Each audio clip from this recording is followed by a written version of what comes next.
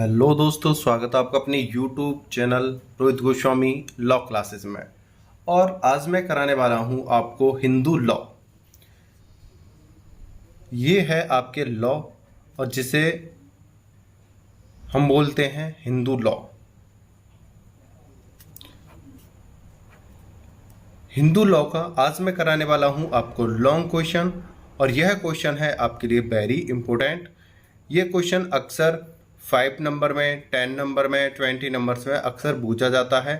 ये तीनों फॉर्मेट में कभी भी कहीं आ सकता है।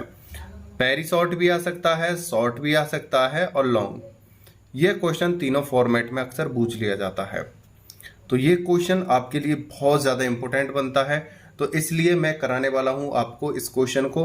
ज़्यादा बात ना करते हुए आपसे बस इतना कहना है, अगर आपने हमारे यूट्यूब चैनल को अभी तक सब्सक्राइब नहीं किया है तो आप सब्सक्राइब कर लो और बेल आइकन घंटी को दबा लो, जिससे कि जब भी कोई नई वीडियो आपके लिए आएगी तो आपको तुरंत पता चलेगा, और जिससे कि आप अच्छी तैयारी सही समय पर कर पाओगे। ज़्यादा बात ना करते हुए चलते हैं अपने क्वेश्चन पे। क्वेश्चन को अच्छे से रीड करेंगे, फिर कराएंगे आपके आंसर को। हिंदू विधि की दो मुख्य शाखाएं कौन सी हैं? सबसे पहले क्वेश्चन इन्होंने करा है, हिंदू विधि की दो मुख्य शाखाएं कौन सी हैं? दोनों शाखाओं के बीच अंतर का संक्षेप में वर्णन कीजिए। हिंदू विधि की दो शाखाएं बताइए और दोनों शाखाओं के बीच में अंतर बताइए। ये क्वेश्चन आपने रीड कर लिया है। हिंदू विधि की दो मुख्य शाखाएं कौन सी हैं? दोनों शाखाओं के बीच अंतर का संक्षेप में वर्णन कीजिए। यह क्वेश्चन एक तो ये बन जाता है। दूसरा क्वेश्चन आपसे ये इस तरह से पूछ लेता है, मैं आपको बता दूं कि मितक्षरा व दाएं भाग में अंतर। मितक्षरा व दाएं भाग में अंतर, या आपसे इस तरह से पूछेगा, मितक्षरा वे दाएं भाग का संक्षेप में वर्णन कीजिए। यह क्वेश्चन इस तरह से पूछा जा सकता है, इस तरह से पूछा जा सकता है, और ये सामने आपको दिख ही रहा है। जिन फॉर्मेटों में जिस तरह से पूछा जाता है मैंने आपको बता दिया है। और कभी कभार ये आपको किस तरह से पूछ लिया जाता है, आपके वेरी शॉर्ट में। ये वेरी शॉर्ट आपका आएगा 4 नंबर का, तो उसमें कैसे पूछ लिया जाएगा, दाएं भाग से आप क्या समझते हैं, मितक्षरा से आप क्या समझते हैं, दाएं भाग के और मितक्षरा के एक एक अंतर बताइए। इस तरह से क्वेश्चन आ जाएगा, या खाली दाएं भाग पूछ लिया जाएगा या मितक्षरा, एक एक पॉइंट पूछ लिए जाएंगे, ठीक है ना। तो ये इस तरह से भी आ जाएगा। अब चलते हैं, अब क्वेश्चन हमने पढ़ लिया है, क्वेश्चन समझा दिए हैं किस प्रकार से आ सकते हैं और ये कितने टाइप से बनते हैं। ये 3-4 टाइप से जो बनते हैं मैंने आपको बता दिया है। अब चलते हैं अपने प्रश्न पे, प्रश्न के आंसर पे। स्मरणीय है कि प्रारंभ में हिंदू न्यायशास्त्र में कोई भी शाखाएं नहीं थी। मतलब जब आरंभ हुआ था न्यायशास्त्र, उस समय हिंदू न्यायशास्त्र में कोई भी शाखा नहीं थी। इन शाखाओं का प्रादुर्भाव स्मृतियों की व्याख्या से हुआ। व्याख्याएं स्थानीय प्रार्थनाओं को ध्यान में रखकर की गईं, और ये प्रथाएं भी स्थान स्थान पर भिन्न भिन्न हैं। देखो, इन्होंने बोला है कि प्रारंभ में कोई भी शाखा नहीं थी। शाखाओं का जो प्रादुर्भाव यानी शाखाओं का जो निर्माण हुआ है, यहां से लिख लेना निर्माण, जो बनी है, जिनका निर्माण हुआ है, वो स्मृतियों की व्याख्या से हुआ है। हिंदू विधि में कोई शाखा नहीं थी, और अब ये जो शाखाएं बनी हैं, ये बनी हैं स्मृतियों से, ठीक है। व्याख्याएं स्थानीय प्रथाओं को ध्यान में रखकर की गई हैं। मतलब जैसे जैसे स्टेट हैं, जिस प्रकार की जहाँ पे लैंग्वेज है, जहाँ पे रीति रिवाज हैं, उनके अनुसार ये प्रथाओं की व्याख्या की गई है। ये प्रथाएं भी स्थान स्थान पर भिन्न भिन्न है। ये प्रथाएं पूरे भारत में, चाहे वो हिंदू हों, मुस्लिम हों या कोई भी हों, जिस प्रकार हमारी जो प्रथाएं हैं हिंदुओं की, वो पूरे भारत में अलग अलग हैं। उसी प्रकार से जाति के आधार पर कुछ प्रथाएं जाति के आधार पर अलग हैं, कुछ स्टेट के आधार पर अलग हैं। तो ये अलग अलग हमारे अलग अलग राज्यों में अलग अलग जगहों पर हैं, ठीक है ना। अब ये हमको इतना तो एक्सप्लेन करना ही है अपना, ठीक है ना। आगे पढ़ते हैं, इसे हटा देते हैं यहाँ से। रथ, देखो मैं आपसे अक्सर बोलता हूं कि जब हम अपने पेपर करते हैं तो पेपर में हमारा सबसे जो इम्पोर्टेंट पॉइंट होते हैं वो होते हैं, एक तो होती है हेडिंग, ठीक है, और दूसरी होते हैं केस। तो ये हमें ध्यान रखने हैं, तो हेडिंग्स पे हम ध्यान देंगे ज़्यादा और केसेस पे। यहाँ पे रुत से पट्टी बनाम राजेंद्र, हमें सिर्फ इतना ही याद करना है, इससे ज़्यादा हमें याद नहीं करना है। इतना करके और ये सारी चीज़ें हमें कट कर देनी है। रुत से पट्टी बनाम राजेंद्र में प्रीवी काउंसिल ने कहा कि हिंदू विधि में विधिक पद्धतियों के उद्भव का श्रेय विभिन्न स्थानीय रिवाजों का है। प्रीवी काउंसिल ने खुद कहा था जो हिंदू विधियों में जो पद्धति हैं ये विभिन्न स्थानीय रिवाजों का है। श्रेय जो इनको दिया जाता है ये स्थानीय रीति रिवाजों का है जो भारत के हर प्रांत में प्रचलित है। टीकाकारों ने स्मृतियों की टीका करते समय स्थानीय प्रथाओं को भी समाविष्ट कर लिया है। अतः हर प्रांत की स्थानीय प्रथाओं और अवस्थाओं में भेद होने के कारण विधि में कुछ अंतर आ गया। इन्हों का कहने का मतलब है कि जो हमारी प्रथा है, जो हमारी विधि है, टीकाकार और स्मृतियों के द्वारा प्रत्येक राज्य में, प्रत्येक स्थान पर, प्रत्येक जगहों पर भिन्न भिन्न है, जिससे कि इसमें अवस्थाओं में जो भेद होने के कारण विधि का कुछ अन्य अंतर आ गए हैं। ये जो हमारी विधि है अलग अलग है, थोड़ी भिन्न भिन्न है प्रत्येक स्थान पर, जिससे कि थोड़े अंतर आ गए हैं। बस हमें क्या करना है, रुत्स पट्टी बनाम राजेंद्र में प्रीवी काउंसिल ने कहा था कि विधि में विधिक पद्धतियों के उद्भव का श्रेय रीति रिवाजों का है जो भारत के हर प्रांत में प्रचलित हैं और यह एक जैसी नहीं है। विभिन्न विभिन्न स्थानों पर विभिन्न विभिन्न तरीके से इसको एक्सेप्ट किया गया है, मनाया जाता है या ये लागू है। अब एक हमारा और दूसरा केस है, उसे और देखते हैं। अब केस नंबर दूसरा देखते हैं, कलेक्टर ऑफ मदुरा बनाम मुट्टू रामलिंगम, ठीक है। इस वाले केस में प्रीवी काउंसिल ने कहा कि हिंदू विधि के अति प्राचीन स्रोत, जो हिंदू विधि के प्राचीन जो पहले पुराने स्रोत हैं, समस्त शाखाओं में सामान्य हैं। मतलब जितनी भी शाखाएं हैं, प्राचीन जो हिंदू स्रोत हैं वो सभी एक समान हैं, एक जैसे हैं। जिस ढंग से इन शाखाओं का विकास हुआ वह भी इसी प्रकार का होगा। मतलब यह नहीं कह सकते कि मतलब जो हमारी प्राचीन स्थिति थी उसी के आधार पर इनका भी विकास हुआ, कि ये अलग हैं। इनका भी जो विकास हुआ है प्राचीन स्रोतों के आधार पर हुआ है और जो एक समान है। जो कार्य सामान्यता और सर्वविदित रूप से हुए भी वे कालांतर की व्याख्याओं के विषय बन गए। जो हमारे जो कार्य थे सही तरीके से हुए, सर्वविदित रूप से जो हमें ज्ञान है वो कालांतर में व्याख्याओं के रूप में बन गए। टीकाकारों ने प्राचीन व्यवस्थाओं की टीका करते समय विभिन्न दृष्टिकोण अपनाया। जब हमने टीकाकारों की रचना की थी, उनको बनाने के लिए व्यवस्थाओं का टीका करते समय विभिन्न दृष्टिकोण अपनाया। ये नहीं है कि हमने जो कुछ एक्सेप्ट करा, जो हमने कुछ पढ़ा, हम टीकाकार बन गए और हम कुछ लिखना चाह रहे हैं। तो उन्होंने बहुत ही सूझबूझ के साथ एक व्याख्या की थी टीकाकारों की। उनका यह दृष्टिकोण एक स्थान से स्वीकार हुआ तो दूसरे स्थान पर अस्वीकृत भी हुआ।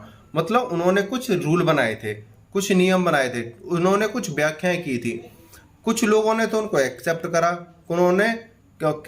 कुछ लोगों ने उनको अनएक्सेप्ट करा, यानी रिजेक्ट कर दिया कि भाई अब हमें ये नहीं अच्छे लगते, हम इन्हें एक्सेप्ट नहीं करते।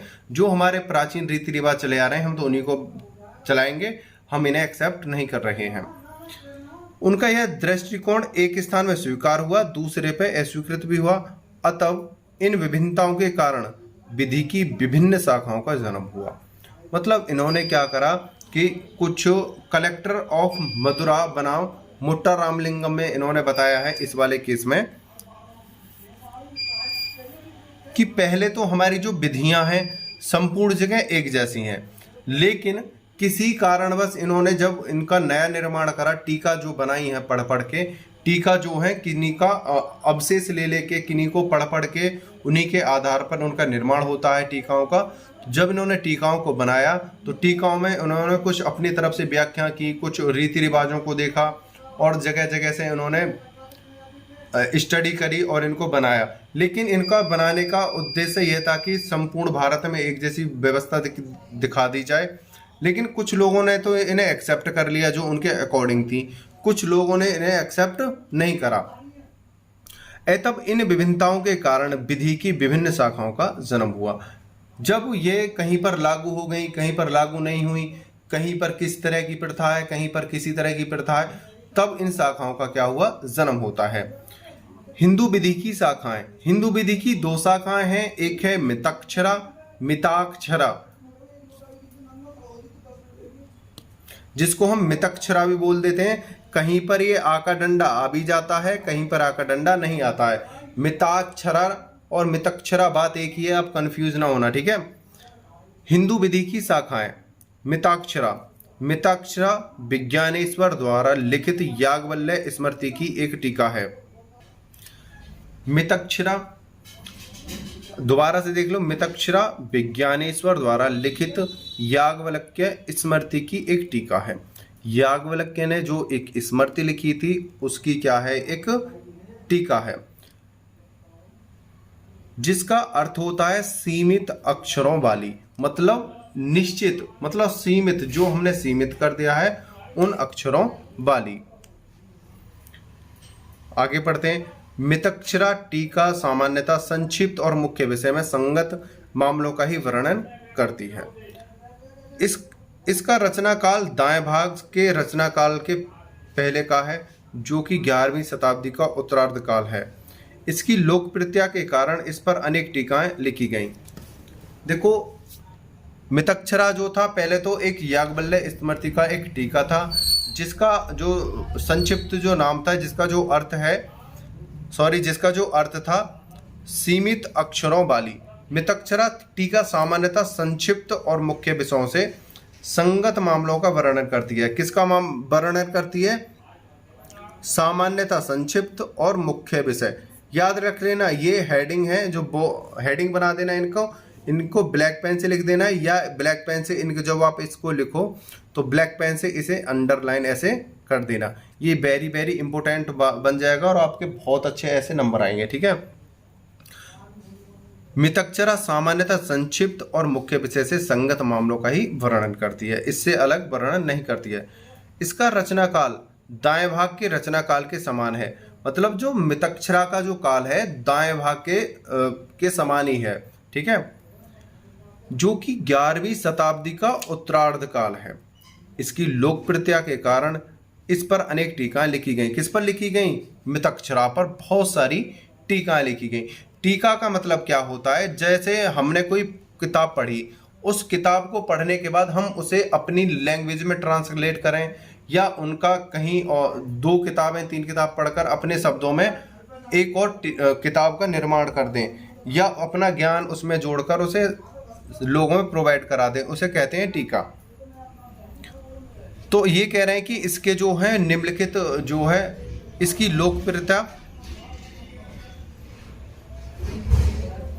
लोकप्रियता के कारण इस पर अनेक टीकाएं लिखी गईं। मतलब मितक्षरा को बहुत ज़्यादा लोगों ने पसंद करा और इस पर अनेक टीकाएं लिखी गईं। तो वो टीकाएं कौन कौन सी हैं वो देखते हैं। मितक्षरा पद्धति को पुनः 4 उपशाखाओं में विभाजित किया गया। किसको विभाजित किया गया? हमने सपोज करो आपने मेरी नोट्स पढ़े, आपने मेरे नोट्स पढ़े, नोट्स पढ़कर आप सभी बच्चे अपने अपने टेस्ट के अनुसार, अपने नॉलेज के अनुसार, अपनी समझ के अनुसार सभी बच्चे अलग अलग तरीके से नोट्स बनाएंगे इसको पढ़कर अपनी लैंग्वेज में।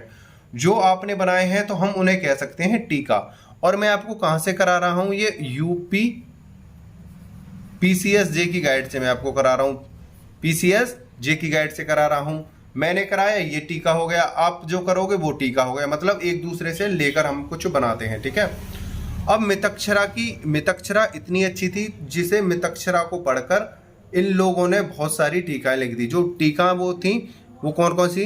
बनारस विधि की शाखा, मिथिला की विधि, बनारस की विधि शाखा, मिथिला की विधि शाखा, महाराष्ट्र एवं मुंबई की विधि शाखा, द्रविड़ या मद्रास की विधि शाखा।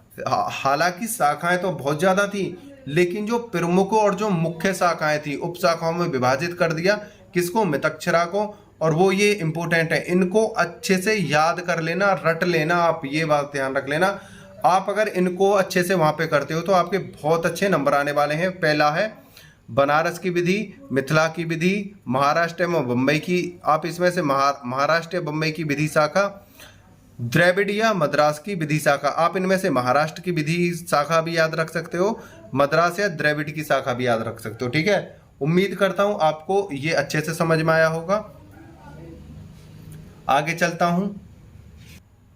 देखो, अभी हमने बताए थे आपको उपशाखाएं, जो मितक्षरा की उपशाखा थी और जो वेरी वेरी इंपॉर्टेंट थे। अब उन्हीं शाखाओं का थोड़ा सा एक्सप्लेन किया गया है। पहली शाखा है बनारस की विधि। बनारस की विधि, देखो मैं आपको ने अक्सर देखा होगा, जब मैं कोई क्वेश्चन आपको कराता हूं तो मैं उस पर हाईलाइटर चलाता हूं, लेकिन ये है मेरी मुख्य गाइड जिससे मैं तैयारी करता हूं, तो इसलिए मैं इस पर हाईलाइटर चला नहीं सकता हूं। आप समझ लेना, मैं कच्ची पेंसिल का इसलिए इस्तेमाल कर रहा हूं। जहां इंपॉर्टेंट लगता है मैं उस पर नीचे चला देता हूं। ठीक है, बनारस की विधि, यह शाखा पंजाब और मिथिला को छोड़कर समस्त उत्तर भारत में लागू होती थी। इसके अंतर्गत उड़ीसा और मध्य प्रदेश भी सम्मिलित हैं। बस हमें इसमें इतना ही करना है। बनारस की जो विधि थी ये संपूर्ण उत्तर भारत में लगती थी, और उत्तर भारत में उड़ीसा और एमपी भी लगते थे। दूसरी है मिथिला की विधि। यह शाखा तिरहुत तथा बिहार में प्रचलित है। इस शाखा का प्रमुख भाष्य मितक्षरा, चंदेश्वर द्वारा लिखित विवाद रत्नाकर, वाचस्पति द्वारा लिखित विवाद चिंतामणि, स्मृतिसार एवं मदन पारिजात है। ठीक है, आप इसमें जो है एक या दो ही लिख देना, आपको ज्यादा लिखने की जरूरत नहीं है। आपको क्या करना है? मिथिला की विधि, यह विधि तिरहुत तथा बिहार में प्रचलित है, थी नहीं है। और देखो यहां पे क्या होती है, अब भी प्रचलित होती है, और ये प्रचलित है। इस शाखा का प्रमुख भाष्य मितक्षरा, चंद्रसेवर द्वारा लिखित विवाद रत्नाकर, वाचस्पति द्वारा लिखित विवाद चिंतामणि। आप इसमें से ये वाली करोगे, बहुत ज़्यादा इंपॉर्टेंट है, क्योंकि ये बहुत बार अक्सर बूझी जाती है। तो आप इनमें से यही कर लेना, जो मैं जिसके नीचे पेंसिल चला रहा हूँ आप इतना ही कर लेना, इससे ज़्यादा नहीं। ठीक है, चिंतामणि है, यहाँ पे लिख देना है, बस इतना ही कर लेना। ठीक है, आगे चलते हैं। महाराष्ट्र या बंबई की विधि, यह शाखा समस्त महाराष्ट्र और गुजरात प्रदेशों में प्रचलित है। कहाँ पर प्रचलित है? महाराष्ट्र और गुजरात में प्रचलित है। इसके अंतर्गत कनारा तथा मराठी बोली क्षेत्रीय सम्मिलित है। इस शाखा के प्रमुख मितक्षरा, नीलकांत द्वारा लिखित व्यवहार म्युख, वीर मित्रोदय, निर्णय सिद्धू, पारासर माधव्य तथा विवाद तांडव हैं। इनमें से आप 2 या 3 एग्जाम्पल ले लेना। ये नहीं है कि आपको पूरा ही करना है। आपको क्या करना है? यह शाखा समस्त महाराष्ट्र और गुजरात प्रदेश में प्रचलित है। इसके अंतर्गत कनारा तथा मराठी बोली क्षेत्र सम्मिलित हैं। इस शाखा के प्रमुख मितक्षरा, नीलकांत द्वारा लिखित व्यवहार म्युख, वीर मित्रोदय है। बस इतना ही लिख देना। और दूसरी बात, अगर आपको पूरा याद हो जाता है, आपकी कैपेसिटी ज्यादा है, तो आप पूरा कर सकते हो। मैंने पूरा पढ़ दिया है, ठीक है ना, समझा दिया है। 4th नंबर का है द्रविड़ या मद्रास की विधि। अगर आप एक बात और बता देता हूं आपको, अगर आप महाराष्ट्र या मुंबई विधि लिखते हो तो भी आपका सही जाएगा। ये नहीं है कि आप भूल गए, महाराष्ट्र विधि कर देना, महाराष्ट्र की विधि या बंबई की विधि, इसमें से आपका हो जाएगा राइट। ठीक है ना, ये सारी चीजें हमें सिखाई गई थी, वही चीजें मैं आपको सिखा रहा हूं। और आगे है द्रविड़ या मद्रास की विधि। आप कहोगे द्रविड़ की विधि या मद्रास की विधि लिखोगे, इनमें से एक, तो भी आप सही कर दोगे। ठीक है ना, यह शाखा समस्त तमिलनाडु में प्रचलित है। कहां पर प्रचलित है? तमिलनाडु में। इसके अंतर्गत तमिल, कर्नाटक और आंध्र प्रदेश के क्षेत्र आते हैं। इस शाखा के प्रमुख ग्रंथ मितक्षरा, स्मृति चंद्रिका, सरस्वती विलास, वीर मित्रोदय, व्यवहार निर्णय, दत्तक चंद्रिका, माधवी, विवाद तांडव इत्यादि हैं। आप इनमें से कोई 2 एग्जाम्पल वहां पर लिख देना, 2 से ज्यादा लिखने की जरूरत नहीं है। आप 1 या 2 लिखते हो। इस शाखा के प्रमुख ग्रंथ मितक्षरा, स्मृति चंद्रिका या सरस्वती विलास। अगर आप ये लिख दोगे तो आपके बहुत अच्छे नंबर आ जाएंगे इन्हीं में से, ठीक है ना। अब ये तो थी मितक्षरा की बात। पहले तो मितक्षरा के बारे में बताया था, फिर मितक्षरा की उपशाखाएं बताई थी। उपशाखाएं बताने के बाद उन उपशाखाओं को थोड़ा एक्सप्लेन करा गया था। अब बात करते हैं हम दाएं भाग की। दाएं भाग, यह शाखा बंगाल तथा असम के कुछ हिस्सों में लागू होती है। देख लेना ध्यान से, यह शाखा बंगाल और असम के कुछ हिस्सों में लागू होती है। दाएं का अर्थ होता है उत्तराधिकार तथा भाग का अर्थ होता है बंटवारा। दाएं का अर्थ होता है उत्तराधिकार तथा भाग का होता है अर्थ बंटवारा, यानी उत्तराधिकार बंटवारा। दाएं भाग किसी स्मृति विशेष पर टीका नहीं है, बल्कि स्मृतियों का निबंध है। दाएं भाग किसी स्मृति विशेष पर टीका नहीं है। जो मतलब दाएं भाग है ये किसी स्मृति विशेष पर टीका नहीं है कि इसने किसी पर टीका करा है या इसके ऊपर किसी ने टीका करा है या इसने किसी पर टीका करा है, बल्कि सभी स्मृतियों का निबंध है। यह विधि जिमुतवाहन के ग्रंथ दाएं भाग पर आधारित है। ये जो दाएं भाग है किस पर आधारित है? जिमुतवाहन। देख लेना, नाम बहुत अच्छे अच्छे आते हैं, इन्हें ब्लैक पेन से आपको अच्छे से लिखना है। जिमुतवाहन के ग्रंथ दाएं भाग पर आधारित है। दाएं भाग मनुस्मृति को उच्च स्थान प्रदान करता है और मनुस्मृति में वर्णित विधि की ओर इसका झुकाव है। देखो बहुत अच्छी लाइन है। दाएं भाग किसी स्मृति विशेष पर टीका नहीं है पहली बार तो, बल्कि यह सभी स्मृतियों का क्या है? निबंध। सभी स्मृतियों का मिलाकर क्या बना है? निबंध। यह विधि जिमुतवाहन के ग्रंथ दाएं भाग पर आधारित है। यह भाग मनुस्मृति को उच्च स्थान प्रदान करता है और मनुस्मृति में वर्णित विधि की ओर इसका झुकाव है। किसकी तरफ इसका झुकाव है? मनुस्मृति की तरफ। अब देखते हैं आगे। दाएं भाग और बंगाल में मितक्षरा विधि को संशोधित और परिवर्तित करने वाला अधिनियम मानना चाहिए। दाएं भाग को बंगाल में इन्होंने क्या बोला है? जो एक तो है हमारी मितक्षरा, एक है हमारी दाएं भाग। दाएं भाग को बंगाल में मितक्षरा विधि को संशोधित एवं परिवर्तित करने वाला अधिनियम माना जाना चाहिए। यानी संशोधित यानी परिवर्तन, मतलब उसमें चेंज करने वाला, या परिवर्तित यानी उसको बदलाव करने वाला माना जाना चाहिए। किसको? दाएं भाग को। दाएं भाग के द्वारा क्या चेंज हुआ है? मितक्षरा में विधि को चेंज करा गया है। ठीक है, ये याद रखना। जिन सिद्धांतों को विज्ञानेश्वर ने स्पष्ट रूप से अस्वीकार कर दिया था, उन्हें जिमुतवाहन ने काफी तर्कपूर्ण विधि से मान्यता दी। देखो यहाँ पर जो इम्पोर्टेंट ही पॉइंट इन्होंने दे रखे हैं, ये होता है हाई प्रिपरेशन की जो बातें होती हैं, जो हमारे PCS जो सिखाता है, बिल्कुल सटीक पॉइंट टू पॉइंट बातें की जाती हैं। यहाँ पर जो है, यहाँ पर आपको काट छांट करने की कोई ज़रूरत ज़्यादा नहीं होती है, बहुत सटीक चीज़ें दी गई होती हैं। पहला बोला है दाएं भाग को बंगाल में मितक्षरा विधि को संशोधित एवं परिवर्तित करने वाला अधिनियम मानना चाहिए। जिन सिद्धांतों को विज्ञानेश्वर ने स्पष्ट रूप से अस्वीकार कर दिया था, उनको जिनको माना ना था, उन्हें जिमुतवाहन ने काफी तर्कपूर्ण विधि से मान्यता दी। दाएं भाग पर अनेक टीकाएं लिखी गईं। इनमें से प्रमुख रघुनंदन द्वारा लिखित दाएं तत्व और श्री कृष्ण तर्कालंकार द्वारा लिखित दाएं क्रम संग्रह, ये जो है इनकी इंपॉर्टेंट है।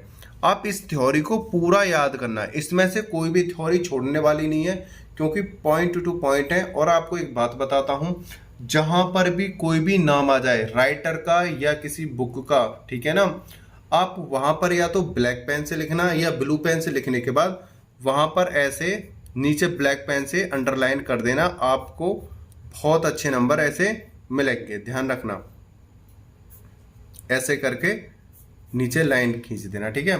ये था हिंदू विधि की दो मुख्य शाखाएं कौन सी हैं, उसके बारे में मैंने एक्सप्लेन कर दिया है। अब एक क्वेश्चन हमारा जो बनता है वो बनता है कि मितक्षरा तथा दाएं भाग में अंतर। ये जो है हालांकि कराने को तो मैं इसी वीडियो में करा दूंगा, लेकिन अगर मैं इसे इसी वीडियो में कराऊंगा तो वीडियो हो जाएगी बहुत ज़्यादा लेंथी और आप होगे बहुत ज़्यादा इरिटेट और आपके माइंड से सारी चीज़ें सिलेक्ट होने लगेंगी। तो इस वाले क्वेश्चन को दूंगा मैं आपको सेकंड वीडियो में। उम्मीद करता हूँ यह वीडियो आपको बहुत अच्छी लगी होगी। वीडियो आपको अच्छी लगी है तो कमेंट करो और आप इसका दूसरा पार्ट देख लेना, उसमें मितक्षरा तथा दाएं भाग जैसा कि आप देख रहे हो ये कम से कम 20 मिनट का और लेक्चर है। ये मैं नहीं चाहता कि कोई भी वीडियो ज़्यादा लेंथी हो, आप ज़्यादा बोर हो, परेशान हो। आप अच्छे से पहले इसको अच्छे से लिख लेना, ठीक है ना। अधिकतर क्वेश्चन आएगा दाएं भाग और मितक्षरा को बताइए, ठीक है। और उसमें जो अंतर है, अंतर मैं दोबारा करा रहा हूँ, बिल्कुल सेम टू सेम कराऊंगा और अंतर भी पूछेगा तो उसी में मर्ज कर देना, ठीक है ना। वीडियो को अंत तक देखने के लिए धन्यवाद। टेक केयर, बाय बाय, जय हिंद, जय भारत।